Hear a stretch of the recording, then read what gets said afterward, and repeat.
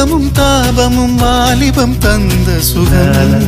இளம் வயதினில் வந்த சுகம் தோள்களில்